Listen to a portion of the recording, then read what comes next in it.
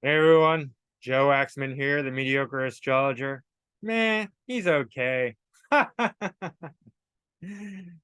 Guys, I just got this wizard hat. I'm an astrology wizard now because I have the hat, so it makes me a wizard. So anyway, it's just for fun, but it's awesome anyway. Um, and actually it's got more cool stuff on it. I just got to show it off. There we go. That's the right one. Star, moon. It's appropriate. It's a gimmick, but it works and it's appropriate for this talk. This talk is about the self houses, the 12th house, the first house, and the second house. And guys, please hit the like button, subscribe if you haven't already, share, book a reading with me. Macroastrology.com is my website. Macrogoldmachine@yahoo.com is my email address. So I have this AI generated image behind me, but it actually has all the 12 houses on this wheel right here, so I can use it as a reference. It's my background, so I'll probably use it. Yeah, I can change it, whatever. I'm gonna use it for now. Anyway, so this is about the self houses, 12th, first, and second. And a lot of people don't talk about it like this, but this is what it is. Obviously, I've pointed this out before, but just to reiterate, there are 4 main quadrants. And I've heard about 4 different quadrants, but they break them down into different things. But this is my understanding, right? So the 12th, the first, and the second are self houses, right? Because the 12th is the subconscious, the first is obviously the self, and the second is the expression of the self, right? The outer appearances, the resources, the creation, what we produce, right? And then if we look over here, obviously we got the 7th house, which is relationships, the 6th house, which is service to others, still a relationship house, and the 8th house, which is intimacy, and yeah, they call it shared resources, but it's a little bit of a it's not exactly accurate because we share resources in all 3 other houses, right? 7th house is equally shared resource. 8th house is shared resources, but it's one side is dominant over the other. But that's a topic for another video. And then we have the public houses. I have to move my head out of the way, right? 9th house, 10th house, 11th house. And yeah, these are like, obviously the public domain, school, education, religion, philosophy, public, everything that's open to the public image and career and public leadership and all that, and then groups and communities. And then the home, the 3rd, 4th, and 5th, right? The neighborhood, the actual home, and then the schoolyard, entertainment, right? I just, imagine. But we're focusing right now on the 12th, 1st, and 2nd. And what I want to talk about is how these 3 relate to each other. What is not often discussed is that the 12th house and the 2nd house are reflections of each other. Yes, they are, if you can believe that. And here's how to think about this. And the first house is sort of a conglomeration of all things. It's our most personal identity. It's what we how we identify ourselves. Our name really comes up when we think about the first house, our face, our body, right? But the 12th house and the 2nd house are intimately linked. And if you go to any online sort of mindset guru like Money Mastery Mindset, all the psychology stuff, they're all going to say, if you want to make money, it's all up here. You have to master your mindset. That's the 12th house, right? The 2nd house reflects the 12th house. If somebody's poor, then they have a low self-esteem. Where's their self-esteem coming from? Negative self-conditioning, right? They have negative self-beliefs about their self, and they're basically asleep at the wheel, rerunning the programs that they've been conditioned to believe, the software programs that are running them. So yeah, and just conversely works in reverse too, that the 2nd house will affect the 12th house. But let's look at the 12th house for a minute. A lot of times most people start out, I mean, everyone starts out asleep, basically, right? Asleep at the wheel means you're not aware of the programs that are running you. And when you're not aware of the programs that are running you, it's almost inevitable that they're going to be negative, and that you're going to have a uh negative view of yourself, negative conditioning, or conversely, it'll be apparently positive, but in a very negative sense. In other words, like a almost like a narcissistic kind of conditioning where you think you're better than everyone. And those are the two aspects. Neither is healthy, right? There can be two ways in which the mind or the conditioning can operate in out of negativity. One is, oh, poor me, I'm not good enough, I'm not smart enough, I can never make money, I can't be successful, I don't have the skills and the talents, I'm stupid, I'm not worth it, I'm all this stuff that we all have. I've been abused, I've been traumatized, I'm a victim, it's not my fault, it's their fault, and I can't change them, it's just the way it is, poor me, right? I mean, we all have that. I mean, it's not like I'm not trying to pick on anyone in particular. I was like that for many years, really negative, really down on myself, and in a unable to see myself in a positive light. Oh, I don't like my face, I don't like my body, I don't like my circumstances. It was the way it was. It's not my fault, it's the way my parents were, it's the way my grandparents were, it's the society, it's the rich people, it's the schooling, the education system, the whatever, you name it, right? Like, some people blame capitalism, other people, whatever, right? The government. Point is, if it's out there, then you're disempowered, and you're running a negative conditioning about yourself. That's all 12th house stuff, right? um the other side of that would be, maybe some people were born rich, or their parents were very narcissistic, or with tons of hubris, and they conditioned to believe that they're better than other people, right? Or somehow they learned that themselves. They started out negative, and then they started, maybe to gain a criminal mindset, right? Because both these things are inverses of each other, and they both exist to varying degrees. Anyone with negative conditioning in areas will have the overly aggressive, um uh you know in terms of yin and yang. I always was taught yin and yang.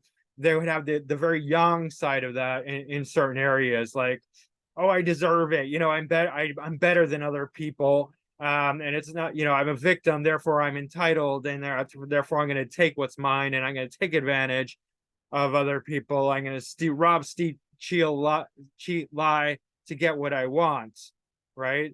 And that's a very overly aggressive, hubris, kind of narcissistic, sociopathic, psychopathic kind of way of going about it. Also fueled by the negative conditioning, but the converse side. Neither is healthy, neither is balanced. Both lead to real negative conditioning. The thing is that if you're leaning more on the sort of yang, the contractive, hubris, arrogant, cocksure, like, I deserve it. Like, I'm a victim, but I deserve money because it's not my fault. I was victimized. I'm better than you. Sort of like the rich person, like a unhealthy rich person. Not all rich people. There are plenty of rich people who have a very healthy, helpful mindset, right? So I'm not against rich people at all. I'm not one of these, oh, it's the rich, eat the rich, like the communist sort of manifesto kind of thing. None of that, right?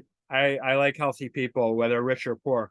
In any case, they might do better in the second house, but it's going to be at a great cost, right? They might make money, they might have apparently a good self-image, but it's fueled by a very negative self-image, right? Underneath, it's sort of like outsourced. It's like they build this kind of pretense of a healthy self-image, but it's really fueled by negativity, right? So that's no good either. And it's actually worse because it's so convoluted. Then it's like negativity with the pretense of something healthy or positive, right? A true healthy self-image comes from a healthy mindset, that where we confront our negativity, we awaken. We're not asleep at the wheel. We're awake to the negative conditioning, and we heal it through all the healthy modalities that you can find from the self-help gurus talk about it. Some are better than others, some are worse, right? you know um we can, just to touch on that, I've harped on like how The Secret is bullshit, because a lot of times the way it's portrayed is bullshit. um just standing in front of the mirror saying I'm good enough, I'm smart enough, because when you're lying to yourself about all that, your mind, your subconscious is not going to believe you. All you're saying is like, I'm a liar, right? Like, but there are steps you can take to move in that direction, right? And that involves the second house. First of all, your negative self-conditioning will show up in the second house. And how's that? All right. Your posture. If you have very negative self-conditioning, how are you going to posture yourself? How are you going to hold yourself? What's your voice going to be like? Second house's voice. Oh, yeah. My name is Julian. No. I mean, that's not a healthy, like anyone who's like that.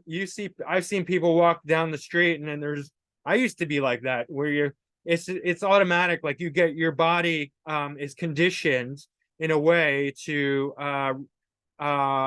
represent your subconscious beliefs about yourself. So if a person is like this, protecting their heart, that's a 12th house negative conditioning. Now it's all blurry. All right, there we go. I need to keep the hat on. It's funny. That's the second. This is a psychological thing, by the way. This is totally appropriate. Second house, because it's appearances. Second house is all about appearances, how you dress, how you present yourself, right? And so that's important, right? For your psychology, for you to change the needle, to change your own beliefs about yourself. Dress for success, right? That's exactly it. Like if you're just like so depressed that you don't even bother shaving, like if you're a woman, you don't put on any makeup or jewelry, right? You don't do your hair, you're just a mess. Like, or man, like none shaven, you don't brush your teeth, you smell, you're hairy, you're dirty, your clothes are dirty, you don't bother changing, you don't bother showering, you don't bother like anything, right? Like you're just disgusting. And then you don't clean your room, you don't clean your car, and your car's a mess, right? It's one thing if you can't afford nice things. It's another if you're not taking care of yourself and you're just like, what does it matter? I'm depressed, I'm suicidal, I'm going to kill myself and all that. You're not going to change your life by being passive. I understand that the impulse is to go to sleep at the wheel and to just be like, oh, life sucks, life's hard, it's craziness. There are evil people out there. Believe me, I know, I'm very aware of all the horrors in the world. Like I'm extremely aware. There are Satanists running the world, right? They're doing horrible things. I don't even want to talk about it, right? Because it's not the point, but they're doing horrible, horrible things. But we still have to rise above it. We're not going to win the day if we're passive, right? We have to be proactive. So the second house is all about appearances. It's about how you take care of yourself every morning. It's about getting dressed, right? I'm just wearing a t-shirt, but it's a clean t-shirt. It was clean this morning, right? I'm not wearing dirty clothes. I brushed my teeth. I shave. I didn't shave this morning. I don't shave every day, but because it's not like a neglect. I actually clean my whole body with a washcloth this morning, and I do that every day. I'm very hygienic, right? I keep my nails short, my fingernails. I'm immaculate with my cleanliness. And my posture, I work on my posture. And I do all sorts of practices to enhance my second house, my image. Like I look in the mirror and like, here's a practice I'll give to you. This is a pretty good practice, right? I'm actually going to give you a really, really powerful secret. This is a chant that can change your life. And the chant is it's actually ha. This is literal. This is an eight. I can't remember where I learned this. I learned this a long time ago. But chance word. This is a word magic, sound magic, right? Essentially, where sounds have vibrations, and if you understand the vibration of sound, you can use that to change your vibration. This is where second house reflects 12th house, right? And the first house is caught in the middle. That's why I'm talking about 12th house and second house. If you change the 12th house and the second house, the first house has no option but to change, right? Because it's your prime identity, your core identity is in your first house, right? But the chance is ha. And if some of you might understand where this is leading to, if you go ha, ha ha, ha ha ha ha ha, and you put some feeling into it, right? This is changing your psychology, right? You're laughing, and you can look in the mirror and you start laughing, not at yourself, but with yourself. And I do this, and it's magic. This is magic, and here you could do it with me, and it's brilliant, and you'll never get tired of this. And once you understand this, look, if this works for you and you can change if you can, I'm telling you, you can change your life with this one practice. And if you do, once you do, book a reading with me. That'll be, because I'm changing your whole life. It's worth like $10 billion, right? What I'm about to give you. It's like everything in the world. So then just book a reading with me. This is it. Look in the mirror, stare at your face, and start chanting. And posture too, because posture is second house. Arm, don't go.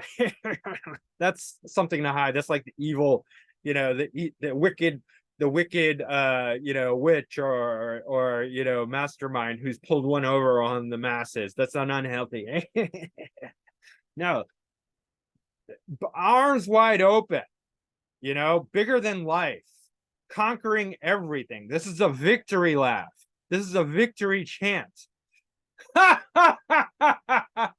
With your head up, you're receiving from the whole universe.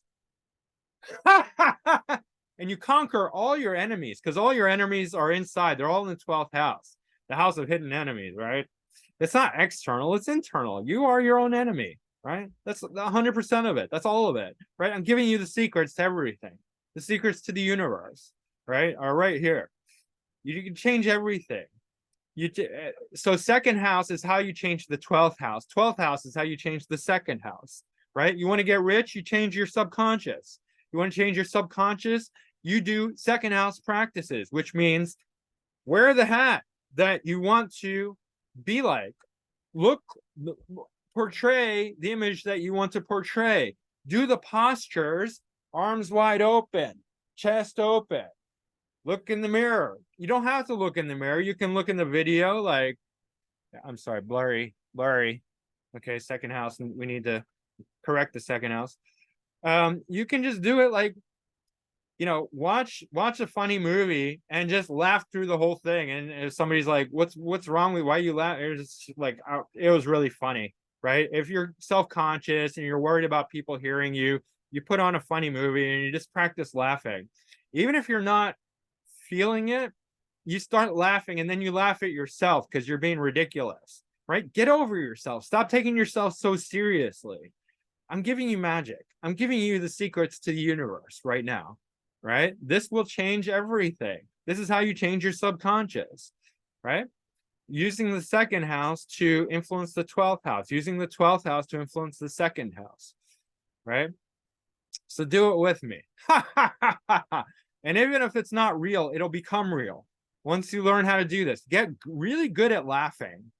Get really good at laughing, not at yourself, with yourself, right? Do in the mirror. You're like, oh, somebody was like, how do I learn to love the man in the mirror? This is how you learn to love the man in the mirror. You are, these are plastic. This is plasticity. You're conditioning your mindset to,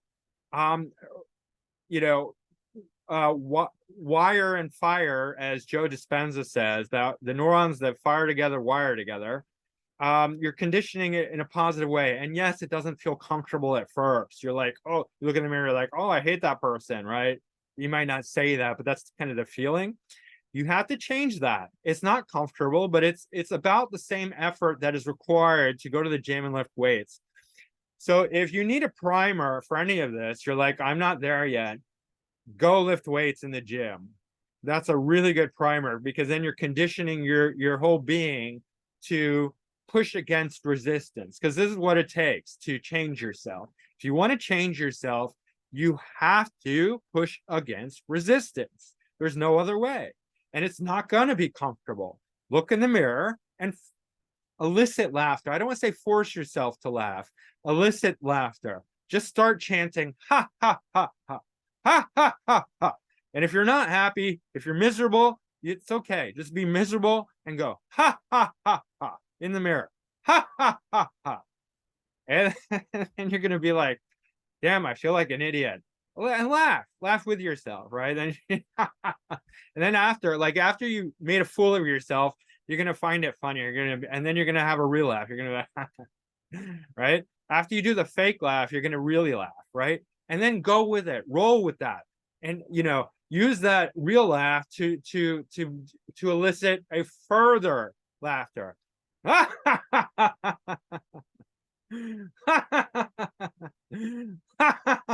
And you're going to feel happiness inside you, right?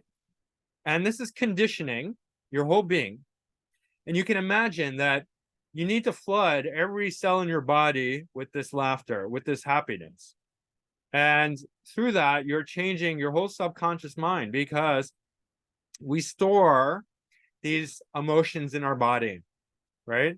Whether it's trauma or negative self-conditioning, no matter what it is, it's all stored in our body. And when we're asleep, the smell, the odor rises up into our brain. I don't mean sleeping like that too, but when we're just when we're unconscious, when we're not paying attention, right? All the negative conditioning, all the trauma comes into our brain as thoughts, and we start like, oh my God, that person, they did this to me and it's all their fault. How awful are they? And the government and my parents and my schooling and the bullies at school. And I'm so awful too. I'm so terrible. I failed at all these things.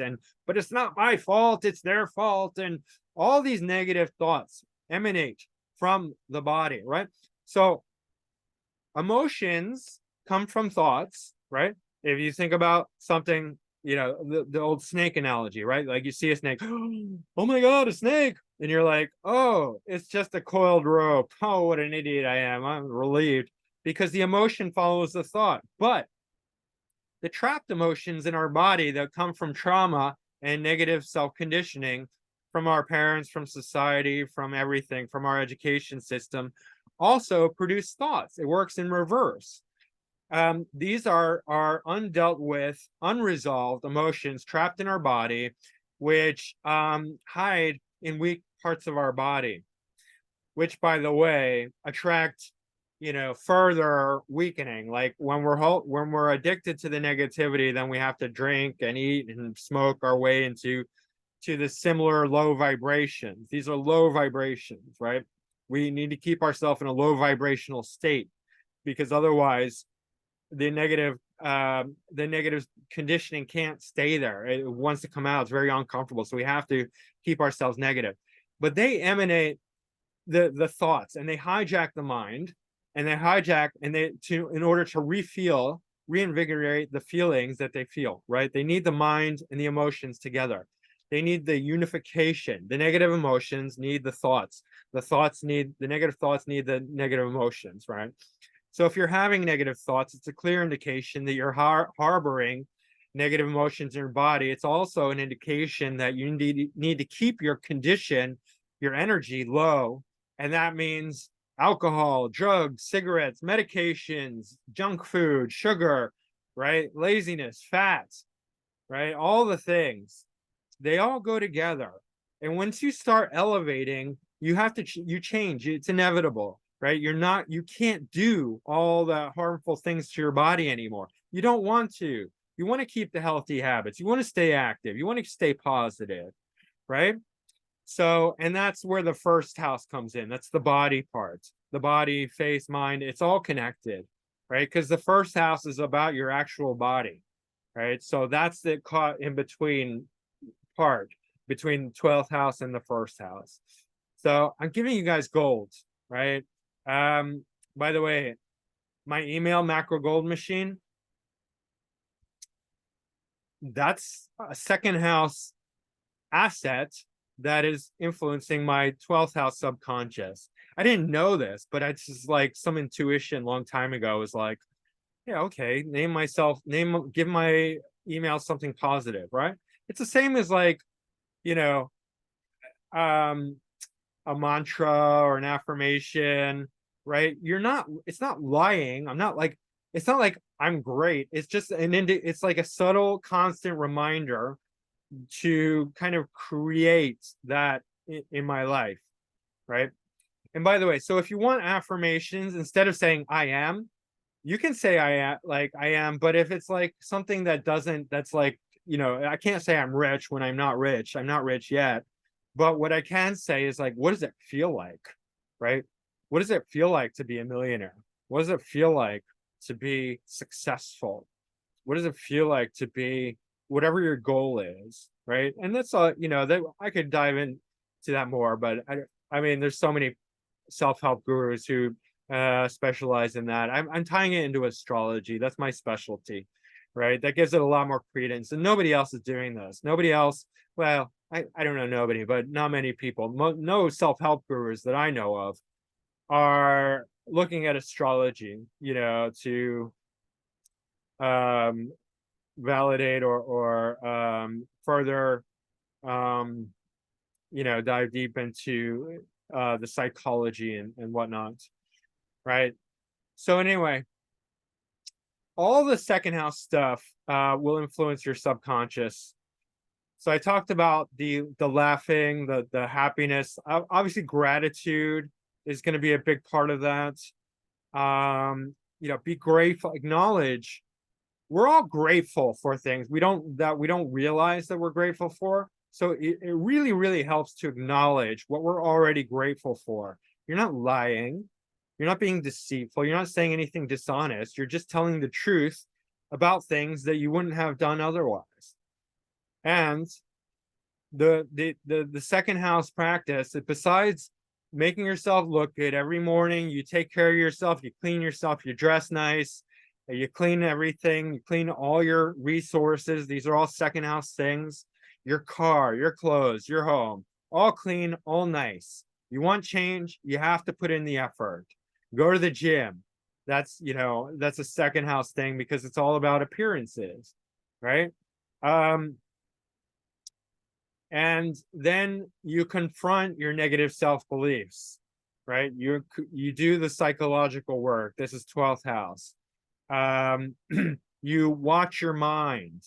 Don't let yourself fall into the negative hijacking. Whenever that happens, you can start laughing. You can reiterate all the whole list of things you're grateful for, right? Everything. Just go through it again.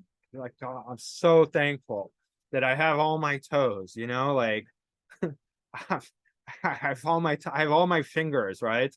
I have, I have family. I have people who love me. I have, whatever it is, right? I have a bed. There are people without beds. There are people without homes. There are people without bank accounts, right? And are you not grateful that you have? Of course, you're grateful. You're not grateful that you have two legs to walk on. You're not grateful that your heart's still beating, that you're alive, right? That you have a brain, that you can think, right? All of these things. Of course, we don't, there are things that you might want, but don't focus on the things that you lack, because all you're going to get is more lack, right? I remember there's one course in the Bible, one verse. It says, I can't remember if it's in the Gospel of Thomas or the Bible or something, but it's, for those who have, it shall be given to, and those who have not, it shall be taken from. That's a very powerful quote. That it was Jesus saying that, attributed to Jesus, apparently. And I never fully understood it till recently. And it's about this, right? If you acknowledge your abundance that you have, you're on the path to more abundance. But if you're constantly focusing on lack and what you don't have, then what you're going to get is more lack, right? Because you're fueling the negativity, right? Where your attention goes, where your consciousness goes, grows. That's what grows, right? Attention grows, consciousness grows. Wherever your consciousness goes, that's what grows, that's what evolves, right? So if you want to have a miserable life, just focus all day long on all the things that are that you don't like about your life and yourself, and things that happen to you that are beyond your control. You want to, I mean, that's victim mindset. I know it's terribly delicious in the moment, but where does it leave you? Poor, miserable, and on a downward spiral, downward trajectory. You're gonna end up, if you really go all the way with that, you're gonna end up homeless junkie or suicidal or homicidal, right? It's not a healthy way. If you want to change, if you really want to change, if you're sick and tired of being sick and tired, you have to set your trajectory up. And the way to do that is by acknowledging what we're already grateful for. And then you put in the effort. Effort. Nothing happens without effort. You don't change your life without effort, right? Effort, effort, effort. Make an effort every single day. Effort to go up, to set your trajectory towards happiness and health and positivity, right? So you have to do the gratitude practice, do the laughter practice, right? Just the ha chant, ha. It's the most powerful chant in the world. You want one prayer.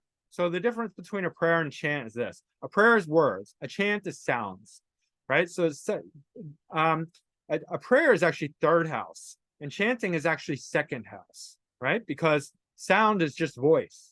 It's second house. A chant is involving a prayer is involving the intellect. So prayer is third house, right? So that's good. Say thank you, I'm grateful, God, or Jesus, Buddha, Allah, universe, whatever. Doesn't really matter.